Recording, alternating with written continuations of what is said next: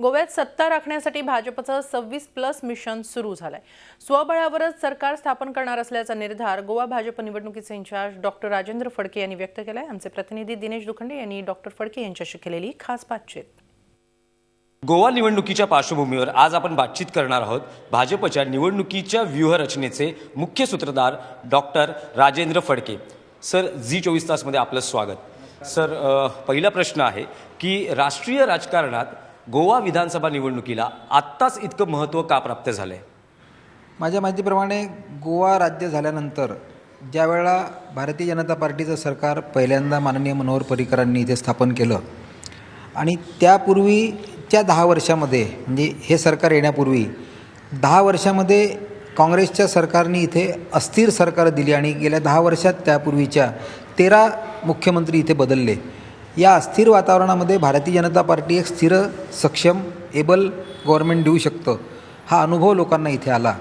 आणि माननीय पर्रीकरजी मुख्यमंत्री झाल्यानंतर त्यानंतर पार्सेकर सर आत्ता 2 वर्ष मुख्यमंत्री आहेत, माननीय पर्रीकरजी संरक्षण मंत्री झाल्यानंतर आणि मोदीजींचं सरकार देशामध्ये आल्यानंतर ज्या प्रकारे गोव्याचा विकास केवळ उक्तीमध्ये न म्हणता प्रत्यक्षात सबका साथ सबका विकास याप्रमाणे केंद्र सरकारचा पाठिंबा आणि माननीय नितीनजी गडकरी जे भूपृष्ठ परिवहन आणि नौकानयन मंत्री आहेत त्यांनी ज्याप्रमाणे सढळ हाताने आणि पुढच्या 25-50 वर्षाची व्हिजन ठेवून इथे काही कामं सुरुवात केलेली आहे। मुळामध्ये राष्ट्रीय स्वयंसेवक संघ याच्यातून वेलिंगकर सर बाहेर पडले याच्यावर माझ्यासारख्या कार्यकर्त्यांनी भाष्य करणं बरोबर नाही, पण तुम्ही प्रश्न विचारला म्हणून सांगतो की जो राष्ट्रीय स्वयंसेवक संघाचा स्वयंसेवक आहे तो राष्ट्राच्या आणि या भूमिकेमध्ये निश्चित राहील आणि तो भारतीय जनता बरोबरच आहे असा आमचा विश्वास आहे, आमची ती माहिती आहे।